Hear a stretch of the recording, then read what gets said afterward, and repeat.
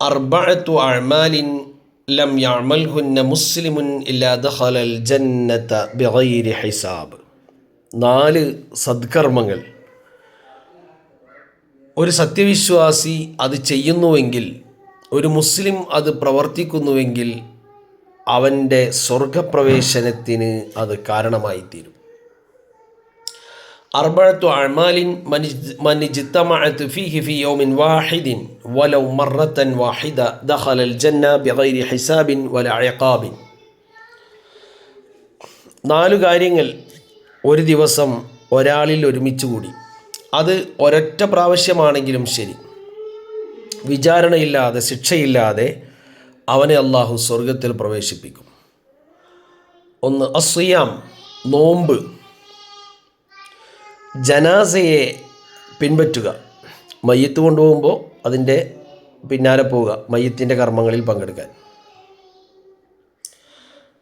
ഇത്ആമുൽ മിസ്കീൻ, മിസ്കീനായ ആൾക്ക് ഭക്ഷണം കൊടുക്കുക. 4-മത്തേത് രോഗിയെ സന്ദർശിക്കുക. ഒരിക്കൽ സയ്യിദുനാ റസൂലുള്ളാഹി സ്വല്ലല്ലാഹു അലൈഹി വസല്ലം പള്ളിയിലിരുന്നു കൊണ്ട് സ്വഹാബികളോട് ചോദിച്ച ചില ചോദ്യങ്ങളെപ്പറ്റി ഹദീസുകളിൽ കാണാം. മൻ അസ്ബഹ മിൻകുമുൽ യൗമ സായിമൻ, ഇന്ന് നോമ്പുകാരനായി പ്രഭാതത്തിലായിട്ടുള്ള ആൾ ആരാണ്? അതായത് ഇന്ന് നോമ്പുള്ളത് ആർക്കാണ്? ഖാല അബൂബക്കർ റളിയല്ലാഹു അൻഹു അന, അബൂബക്കർ റളിയല്ലാഹു അൻഹു പറഞ്ഞു, ഞാനാണ്, എനിക്കിന്ന് നോമ്പുണ്ട്.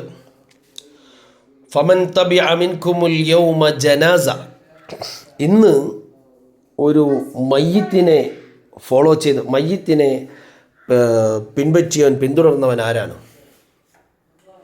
ഖാല അബൂബക്കർ റളിയല്ലാഹു അൻഹു അന, അബൂബക്കർ റളിയല്ലാഹു അൻഹു പറഞ്ഞു, ഞാനാണ്. ഫമൻ അത്അമ മിൻകുമുൽ യൗമ മിസ്കീനൻ, ഇന്നൊരു മിസ്കീനിന് ഭക്ഷണം കൊടുത്തത് ആരാണ്? അബൂബക്കർ റളിയല്ലാഹു അൻഹു പറഞ്ഞു, അന, ഞാൻ. ഫമൻ ആദ മിൻകുമുൽ യൗമ മരീളൻ, ഇന്ന് ഒരു രോഗിയെ രോഗസന്ദർശനം നടത്തിയതാരാണ്? ഖാല അബൂബക്കർ റളിയല്ലാഹു അൻഹു അന, അബൂബക്കർ റളിയല്ലാഹു അൻഹു പറഞ്ഞു, ഞാനാണ്. ഫഖാല റസൂൽ, അപ്പം നബി സല്ലല്ലാഹു അലൈഹി വസല്ലമ തങ്ങൾ പറഞ്ഞു, ഈ കാര്യങ്ങൾ ഒരു മനുഷ്യനിൽ ഒരുമിച്ച് കൂടുകയില്ല ഇല്ലാ ദഖലൽ ജന്ന, അള്ളാഹു അവനെ സ്വർഗത്തിൽ പ്രവേശിപ്പിച്ചിട്ടല്ലാതെ. അപ്പം ഈ 4 കാര്യങ്ങൾ ഒരുമിച്ച് കൂടുന്ന ഒരാൾ, അയാൾ സ്വർഗത്തിൽ പ്രവേശിക്കുക തന്നെ ചെയ്യും.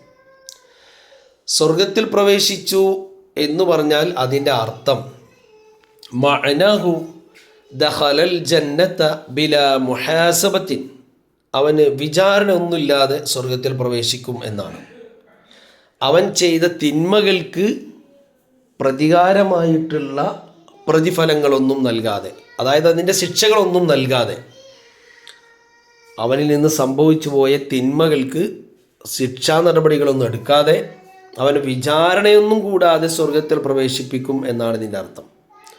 കാരണം ഇല്ല, അങ്ങനെയല്ലെങ്കിൽ ഫമുജറദുൽ ഈമാനി യഖ്തളി ദുഖൂലൽ ജന്നതി ബിഫളില്ലാഹി തആല, മുഅ്മിനായി മുസ്ലിമായി മരണപ്പെട്ട ഏതൊരാളും സ്വർഗത്തിൽ പ്രവേശിക്കുമല്ലോ.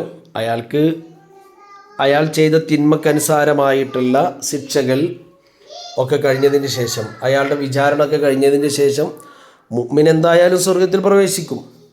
അപ്പം അതുകൊണ്ട് ഇവിടെ പ്രത്യേകിച്ച് സ്വർഗത്തിൽ പ്രവേശിക്കും എന്ന് പറഞ്ഞാൽ അതിൻ്റെ അർത്ഥം